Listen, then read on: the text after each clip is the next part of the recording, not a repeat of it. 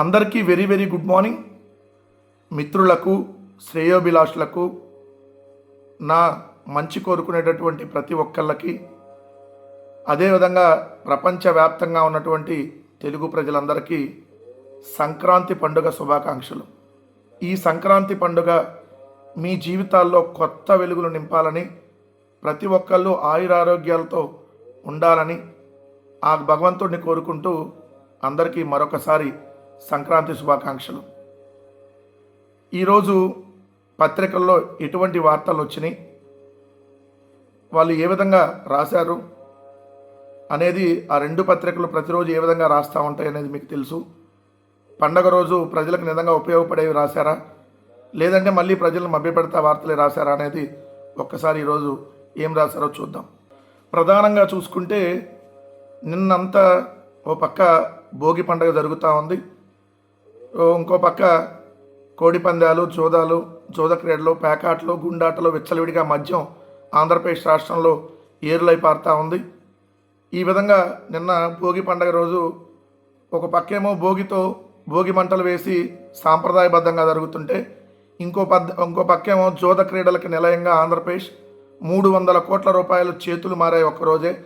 పేకాట, గుండాట, లోనా బయట ఆట, ఏదైతే ఈ విధంగా జోద క్రీడలకు నిలయంగా విచ్చలవిడిగా మద్యం ఏరులై పారింది ఎక్కడ పడితే అక్కడ అనేది సాక్షాత్తు ఆ దినపత్రికలే రాసినటువంటి సందర్భం ఓ పక్క. ఇంకో పక్క చూస్తే తెలంగాణ రాష్ట్రంలో ఎన్టీవీకి సంబంధించినటువంటి 3 రిపోర్టర్లు, ఒకళ్ళు ఇన్పుట్ ఎడిటర్గా ఉన్నారు, సీనియర్ ఆయన బాగా తెలంగాణకి ఇన్పుట్ ఎడిటర్గా ఉన్నారు, దొంతు రమేష్ గారు. అదేవిధంగా ఇంకొక 2 జర్నలిస్టులు, సుధీర్ గారు ఒకళ్ళు, ఇంకోళ్ళు పరిపూర్ణాచారి గారు. వీళ్ళందరినీ ఏదైతే హైదరాబాదు పోలీసులు అక్రమంగా అరెస్ట్ చేయడం జరిగింది, వాళ్ళని బలవంతంగా తీసుకొని వెళ్ళారు. కనీసం ఎటువంటి నోటీసు కూడా ఇవ్వలేదు. నోటీసు కూడా ఇవ్వకుండా అరెస్ట్ చేసి వాళ్ళలో పరిపూర్ణాచారి గారిని వదిలేశారు విచారించి. మిగిలిన 2 మెజిస్ట్రేట్ ముందు హాజరుపరిస్తే రిమాండ్కి ఇమ్మని చెప్పి పోలీసులు కోరటం, ఏదైతే మెజిస్ట్రేట్ గారు ఆ రిమాండ్ని తిరస్కరించి వాళ్ళని బెయిల్ మీద బయటకు విడుదల చేయడం జరిగింది. ముందుగా ఎన్టీవీ రిపోర్టర్లని అక్రమంగా అరెస్ట్ చేయడాన్ని వైఎస్ఆర్ కాంగ్రెస్ పార్టీ తీవ్రంగా ఖండిస్తూ ఉంది. ఎందుకంటే సమాజంలో మీడియా పరంగా, వాళ్ళ వృత్తిపరంగా వాళ్ళు ఒక జర్నలిస్టులుగా వాళ్ళ డ్యూటీని వాళ్ళు నిర్వహిస్తూ ఉన్నప్పుడు, ఏదన్నా కొన్ని జరిగినప్పుడు అవాంఛనీయ సంఘటనలో, లేదంటే ఏదన్నా ఎవరికన్నా మనోభావాలు దెబ్బతీసే విధంగా ఉన్నప్పుడు ఖచ్చితంగా కూడా వాళ్ళు ఎవరైనా కంప్లైంట్ ఇచ్చి ఉండొచ్చు. కానీ దానికి ఒక ప్రొసీజర్ ఉంటుంది, పిలవాలి, దానికి వాళ్ళు నోటీసులు ఇచ్చి విచారణకు హాజరు అవ్వాలని చెప్పి నోటీసులు ఇవ్వాలి. నోటీసులు ఇచ్చి 3 రోజులు ఎంతో టైం ఇచ్చి వాళ్ళని విచారణకు పిలవచ్చు. పండగ రోజు, పండగ పూట వాళ్ళందరినీ అక్రమంగా తీసుకొని వెళ్ళటం, జర్నలిస్టుల మీద నిన్న చూసాం, సుధీర్ అనేటటువంటి అయితే పోలీస్ అయితే అట్లా మెడబెట్టుకొని తీసుకెళ్తా ఉన్నాడు, వాళ్ళు ఏదో దొంగల్లాగా. సో దీన్ని ఖచ్చితంగా తీవ్రంగా ఖండిస్తూ ఉంది వైఎస్ఆర్ కాంగ్రెస్ పార్టీ. ఈ రెండు ఏదైతే ఈ అంశం, ఈ ఎన్టీవీ రిపోర్టర్ల అరెస్టుకు సంబంధించినటువంటిది ఆ 2 దినపత్రికల్లో ఆంధ్రప్రదేశ్ ఎడిషన్లో అయితే ఎక్కడ రాయలే, ఈనాడు కానీ ఆంధ్రజ్యోతి కానీ. మరి ఎందుకు రాయలేదని అనేది వాళ్ళే సమాధానం చెప్పాలి. ఎందుకంటే ఒక ఛానల్కి సంబంధించినటువంటి 3 జర్నలిస్టుల్ని అరెస్టు చేసి మెజిస్ట్రేట్ ముందు ప్రవేశపెడితే నిన్నల్లా మొత్తం అందరు జర్నలిస్టులు వాటన్నింటినీ ఖండిస్తే, ఒక ఈనాడు, ఆంధ్రజ్యోతి మాత్రం వాళ్ళు జర్నలిస్టులు, జర్నలిజం కాదు అని అనుకుంటున్నారేమో, వాళ్ళ జర్నలిజానికి మిగిలిన జర్నలిజానికి సంబంధం అదే లేదు, వాళ్ళ వేరు మాది వేరు అని అనుకుంటున్నారో. మరి కనీసం చిన్న వార్త కూడా ఎక్కడ వాళ్ళ అరెస్ట్కి సంబంధించి ఆంధ్రప్రదేశ్ స్టేషన్లో రాయాల. తెలంగాణలో రాసి ఉండొచ్చు, తప్పదు కాబట్టి అది కూడా, ఎందుకంటే సజ్జనార్ అక్కడ ప్రెస్ మీట్ పెట్టారు కాబట్టి ఖచ్చితంగా వార్తను కవర్ చేస్తుంటారు. బట్ ఆంధ్రప్రదేశ్లో అయితే ఎక్కడ ఆ వార్తను వాళ్ళు కవర్ చేయలేదు. సో ఇది జరిగినటువంటిది. అసలు ఇంకా మిగిలిన వార్తలు ఏమున్నాయో ఒకసారి చూద్దాం. ఈరోజు ఈనాడు బ్యానర్ ఐటమ్ అభివృద్ధి కోసమే పీపీపీ అని పెద్ద బ్యానర్ ఐటమ్ పెట్టారు. పెట్టి 20% వరకు వీజీఎఫ్ ప్రకటించిన కేంద్రం, వేగంగా స్పందించిన రాష్ట్ర ప్రభుత్వం 1,15,000 కోట్ల విలువైన 270 ప్రాజెక్టులని పీపీపీకి ఇచ్చేస్తానికి ప్రతిపాదనలు పెట్టారు. కేంద్ర పైప్ లైన్లో నమోదైన ప్రాజెక్టులో 30% ఆంధ్రప్రదేశ్ నుంచే, దరిదాపుల్లో లేని మిగతా రాష్ట్రాలు. అంటే పీపీపీ అనేటటువంటి ప్రైవేటు విధానానికి ఒక ఆంధ్రప్రదేశ్ తప్ప మిగిలిన రాష్ట్రాలు అంత సుముఖంగా లేవు. మొత్తంగా కేంద్రానికి సంబంధించినటువంటి ఈ నమోదు కేంద్ర ప్రభుత్వానికి ఎవరైతే ప్రపోజల్స్ పెట్టారో ఇవి మేము పీపీపీకి ఇస్తున్నామని చెప్పి దాంట్లో 30% ఆంధ్రప్రదేశే ఉన్నాయంట. 29 రాష్ట్రాలు కేంద్రపాలిత ప్రాంతాలు అన్నీ కలిపి మొత్తంగా 36 స్టేట్లు కానీ యూనియన్ టెరిటరీలు అంటే కేంద్రపాలిత ప్రాంతాలు కానీ అదేవిధంగా రాష్ట్రాలు కానీ మొత్తంగా 36 ఉంటే దేశవ్యాప్తంగా ఈ 36లో 30% మన రాష్ట్రం నుంచే ఉన్నాయంట. మిగిలిన 35 రాష్ట్రాల నుంచి కలిపి 70%. దీన్ని చాలా గొప్పగా రాసుకున్నారు వాళ్ళు. పీపీపీ అనే దానికి మేము చాలా వేగంగా వెళ్తున్నాం, ఆంధ్రప్రదేశ్ టాప్లో ఉంది, ఇంకెవడో దరిదాపుల్లో లేరని చెప్పి ప్రభుత్వ ప్రైవేటు భాగస్వామ్య విధానం కేంద్రంలో నరేంద్ర మోడీ ప్రభుత్వం కూడా అగ్రతాంబూలం ఇస్తుంది. పెరుగుతున్న అవసరాలకు తగ్గట్టుగా మౌలిక వసతుల కల్పనకు ప్రభుత్వం దగ్గర తగినన్ని ఆర్థిక వనరులు లేనప్పుడు ప్రైవేటు భాగస్వామ్యంతో చేపట్టడం తప్పనిసరిగా అవసరంగా మారింది. మన దగ్గర డబ్బులు లేక కాదు మీరు పీపీపీకి ఇస్తుంది. డబ్బులు లేకపోతే దాదాపుగా 1800 కోట్లు 1760 కోట్లు పెట్టి ఎన్టీఆర్ గారి విగ్రహానికి డబ్బులు ఎక్కడి నుంచి వస్తాయి? అదేవిధంగా చూస్తే చంద్రబాబు నాయుడు గారు దుబారా చేయడానికి ఖర్చులు ఎక్కడి నుంచి వస్తున్నాయి? అమరావతిలో కిలోమీటర్ రోడ్డు వేయడానికి 180 కోట్లు కాంట్రాక్టర్లు దోచిపెట్టడానికి 1 కిలోమీటర్కి ఎక్కడి నుంచి వస్తాయి? డబ్బులు లేక కాదు. 3,02,000 కోట్లు అప్పు చేశారు 19 నెలల కాలంలో. డబ్బులు లేక మీరు పీపీపీకి ఇవ్వట్లా. పీపీపీ అంటేనే ఒక దోపిడీ విధానం, ప్రైవేటైజేషన్ ఆఫ్ పబ్లిక్ ప్రాపర్టీ, ప్రజల ఆస్తిని ప్రైవేటు వాళ్ళకి ఇవ్వటం. ఇక్కడ మీరు చెబుతున్నారు ఆంధ్రప్రదేశ్లో 270 ప్రాజెక్టులు 1,55,578 కోట్ల విలువ అంట, వాటిని పీపీపీకి ఇచ్చేస్తున్నారంట. విమానాశ్రయాలు, ఓడరేవులు, జాతీయ రహదారులు, హాస్పిటళ్ళు వీటన్నిటినీ ప్రైవేట్ వాళ్ళకి ఇచ్చేస్తున్నామని చెబుతున్నారు. ఇప్పుడు ప్రైవేట్ వాళ్ళకి ఇస్తే ఇక్కడ మీరు దాంట్లోనే మ్యాటర్లోకి వెళ్తేనే అర్థమవుతుంది ఏమని, అది ఎంత నష్టం చేకూర్చిద్దని. దానికి ఇక్కడ చూడండి, పీపీపీ విధానంలో ప్రైవేటు పెట్టుబడిదారులు ప్రాజెక్ట్ నమూనాను బట్టి 50 నుంచి 70% వరకు పెట్టుబడి పెడతారు. దాంతో ప్రభుత్వ ఖజానాపై ఒత్తిడి తగ్గుతుంది. మరి ప్రజలపై విపరీతమైన భారం పెరిగిపోయింది కదా, అది ఎందుకు అక్కడ రాయాలా? ప్రభుత్వంపై ఒత్తిడి తగ్గిద్ది. ఎందుకు? ప్రభుత్వం డబ్బులు తక్కువ పెట్టింది కాబట్టి. మరి ప్రైవేట్ వాళ్ళు పెడుతున్నప్పుడు ప్రైవేట్ వాళ్ళు ఫ్రీగా పెడతారా? దానికి సంబంధించి ఇన్ని సంవత్సరాలు వసూలు చేసుకోవడానికి అది ఉంటుంది కదా. ఇక్కడ చూడండి ఏమేమి ఇస్తున్నాడు. మౌలిక వసతులు పెట్టుబడులు 18 ప్రాజెక్టులు ఇస్తున్నారంట. పంచాయతీరాజ్ గ్రామీణాభివృద్ధి 22 ప్రాజెక్టులు అంట. పురపాలక పట్టణాభివృద్ధి 34 ప్రాజెక్టులు అంట. మొత్తంగా వైద్య ఆరోగ్య శాఖ 15, మొత్తంగా 296 ప్రపోజల్ పెట్టారంట.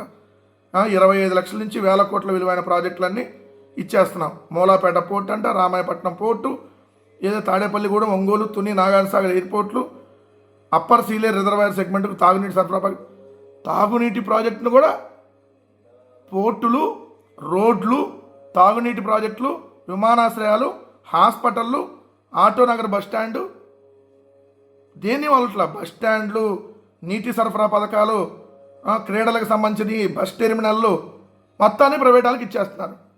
ఆంధ్రప్రదేశ్లో క్లియర్గా చూడండి, అభివృద్ధి కోసమే పీపీపీ అని ఈనాడు హెడ్డింగ్ పెట్టి ఎలా దొరికిపోయారో చూడండి. విజయవాడ ఆటోనగర్ బస్టాండు, తిరుపతిలో ఇంటిగ్రేటెడ్ బస్ టెర్మినల్ అభివృద్ధికి అంటే తిరుపతి బస్టాండు, ఆటోనగర్ బస్టాండు, లేదంటే కుప్పం విమానాశ్రయం అంటే మూలాపేట పోర్టు, రామాయపట్నం పోర్టు, వాటర్కి సంబంధించి అప్పర్ సీలేరు రిజర్వాయర్ సెగ్మెంట్కు తాగునీటి సరఫరా ప్రాజెక్టు, డొంకరాయి నీటి సరఫరా పథకం, మెగా ఇండస్ట్రియల్ హబ్ కోసం డీసాలినేషన్ ప్లాంటు, ఇలా మొత్తం ప్రైవేట్ వాళ్ళకి ఇచ్చేస్తా చాలా సంబరపడి మెడికల్లో కూడా ఇచ్చేయమన్నారు. పీపీపీకి పేదల చెంతకు వైద్యం వచ్చిందంట. ఎట్లా వచ్చింది పీపీపీలకు పేదల చెంతకు వైద్యం? డబ్బులు కట్టాలి కదా పేదవాడు. ఎంత తప్పుడు ప్రచారం, అసలు ఎంత దారుణం చూడండి. ఇక్కడ చూడండి, చెల్లింపుల పైన మార్గదర్శకాలు ఏమని ఇచ్చారు అక్కడ? చెల్లింపుల్లో మార్గదర్శకాలు ఎక్విప్ ఆపరేట్ మెయింటైన్ పద్ధతిలో పీపీపీ విధానంలో న్యూక్లియర్ మెడిసిన్ సేవల లభ్యతను పెంచాలని కేంద్రం సూచించింది. ఈ విధానంలో ప్రైవేట్ భాగస్వామికి చెల్లింపులపైన లేఖలో మార్గదర్శకాలు జారీ చేసింది. కాంట్రాక్టును ఈఓఎంలో అయితే 7 నుంచి 10 ఏళ్ళకి ఇవ్వాలి, ఓ&ఎంలో అయితే మొదట 5 ఏళ్ళకి ఇవ్వాలి, తర్వాత మొదటి 5 ఏళ్ళకి పొడిగించవచ్చు. వారు అందించే సేవలకు ప్రతి నెల ఒక స్థిరమైన గ్రాంట్ ఇవ్వటం లేదా ప్రతి స్కాన్ వారీగా లేదా రెవెన్యూ షేరింగ్ విధానంలో చెల్లించవచ్చని సూచించింది. ఇక్కడ ఈ పీపీపీ విధానం వీళ్ళు చెప్పిందండి మొత్తం ప్రభుత్వం చేతుల్లో పెట్టుకోమని చెప్పింది. కానీ చంద్రబాబు నాయుడు గారు ఇస్తున్న పీపీపీ విధానం ఏంది? ప్రభుత్వ మెడికల్ కాలేజీల మొత్తాన్ని ప్రైవేట్ వాళ్ళకి ఇచ్చేస్తున్నారు. ఎక్కడ 100 రూపాయలకి ఇచ్చేస్తున్నారు.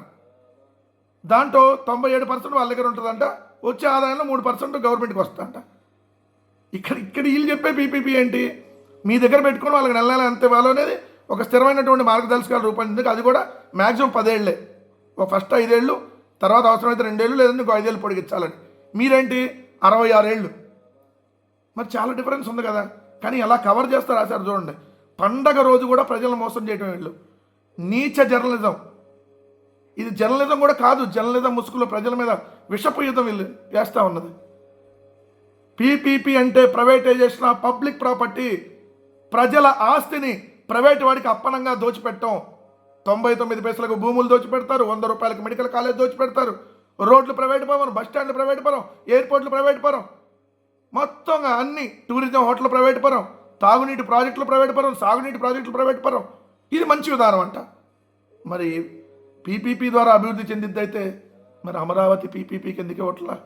మరి అమరావతి కూడా అభివృద్ధి చేయాలి కదా. పీపీపీ ద్వారా నిజమైనటువంటి అభివృద్ధి, త్వరితగతిన అభివృద్ధి జరిగితే మరి ఎందుకు ఇప్పటికి 50,000 కోట్లు అమరావతి పేరుతో అప్పులు తెచ్చాం? పీపీపీకి ఇచ్చేస్తే 50,000 కోట్లు అప్పు తెచ్చే పని లేదు కదా, వడ్డీలు కట్టే పని లేదు కదా. ఇక్కడ మాత్రం ఎవరు? ఇదే అసలు మతలబు. రాష్ట్ర రాబడి చాలా బాగుందంట. ఈనాడు రాసింది రాష్ట్ర రాబడి కాస్త పైబడి కిందటి ఆర్థిక సంవత్సరం కన్నా 4% అధికం. తొలి 3 త్రైమాసికాల విశ్లేషణ అంటే 9 నెలలకు సంబంధించి విశ్లేషణ చేశారు. చేస్తే అద్భుతంగా లాస్ట్ ఇయర్ కంటే 4% బాగా ఉంది. పెరిగిన గనుల రాబడి, వాణిజ్య పన్నుల విభాగంలో ఆర్థిక సంవత్సరం కంటే 3% పెరిగింది. ఎక్సైజ్ రాబడి తగ్గింది. ఓవరాల్గా చాలా బాగుంది. వాహనాల పన్నుల రూపాయన ఆదాయం పెరిగింది అని రాసుకొని వచ్చారు కదా. రాష్ట్ర ఆదాయం బ్రహ్మాండంగా పెరిగింది అంటున్నారు కదా. పెరిగితే అప్పులు ఎందుకు చేస్తున్నారు? Point number 1. రాష్ట్ర ఆదాయం గడిచిన ఏడాది కంటే 4% పెరిగింది. పెరిగితే మరి అన్ని ప్రైవేట్ పరం ఎందుకు చేస్తూ ఉన్నారు? ప్రభుత్వం దగ్గర ఎందుకు డబ్బులు లేవు? మూడోది, అసలు మీరు ఇచ్చినటువంటి అంచనా ఏంటి? ఇక్కడ వచ్చిందేంటి? ఇది ఒకసారి గమనించండి. 2025-26 ఆర్థిక సంవత్సరానికి సంబంధించి ఏదైతే బడ్జెట్ మొత్తంగా పెట్టింది 3,22,359 కోట్లు. దాంట్లో మూలధన వస్తువులు అంటే అప్పుల కింద 1,04,382 కోట్లు చేయాలని, రెవెన్యూ వస్తువులు 2,17,976 కోట్లు వస్తాయని ఇది అంచనా వేశారు. దీంట్లో సొంత పన్నుల ఆదాయం 1,09,006 కోట్లు, పన్నేతర ఆదాయం 19,119 కోట్లు, మొత్తంగా 1,28,125 కోట్లు వస్తాయని చెప్పి ఏదైతే వేశారు. మద్యం ద్వారా వచ్చే ఆదాయం 2024-25లో 21,300 కోట్లు వచ్చింది. ఇప్పుడు అది 27,097 కోట్లు వచ్చిందని అంచనా వేశారు. 27,097 కోట్లు వచ్చిందని. కానీ అది 9 నెలలకి అంటే 12 నెలలకి 27,000 కోట్లు రావాలి. 9 నెలలకి 19,868 కోట్లే వచ్చింది. అంటే అనుకున్న దానికంటే తగ్గింది. కారణం ఏంటి? మొలకల చెరువు బ్రాండు, ఇబ్రహీంపట్నం బ్రాండు, ఈ Sumo brand, short brand, Chandrababu Naidu గారు నారావారి నాటు నకిలీ మందుల్ని విచ్చలవిడిగా వైన్ షాపుల్లో, బెల్ట్ షాపుల్లో అమ్మేస్తా ఉన్నారు. ప్రతి 3 బాటిల్కి ఒక బాటిల్ కల్తీ బాటిల్ అమ్ముతున్నారు.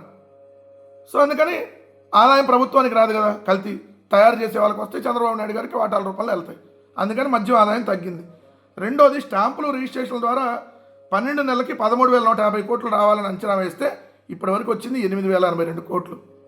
13,150 కోట్లు రావాలని అంటే అంచనాకి రీచ్ కావట్లా. అలానే వాణిజ్య పనుల కింద 61,590 కోట్లు రావాలైతే ఇప్పటి వరకు 38,000 కోట్లే వచ్చింది. అంచనానేమో 61,000 కోట్లు 12 నెలలకి. కానీ 9 నెలలకు వచ్చింది ఎంత? కేవలం 38,000 కోట్లు. మరి తగ్గిందని రాయాలి కదా. వాహనాల పన్నుల రూపాయన ఆదాయం 3,558 కోట్లు వచ్చింది 9 నెలలకి. 12 నెలలకి రావాల్సింది 5,624 కోట్లు. ఇది అంచనాని రీచ్ కాలేదు. పన్నేతర ఆదాయం చూస్తే 8,260 కోట్లు వచ్చింది. 19,000 కోట్లు ఎస్టిమేషన్ వేసింది. 19,019 కోట్లు అయితే 9 నెలలకి 8,000 కోట్లు వచ్చింది. జిఎస్టీ కూడా తగ్గింది. జిఎస్టీ వసూలు 57,000 కోట్లు రావాలి, అది తగ్గిపోయింది. అమ్మక పన్ను 20,000 కోట్లు రావాలి, అది అనుకున్నది రాలా. కేంద్ర పన్నుల్లో వాటాలు 40,000 కోట్లు రావాలి, అది రాలా.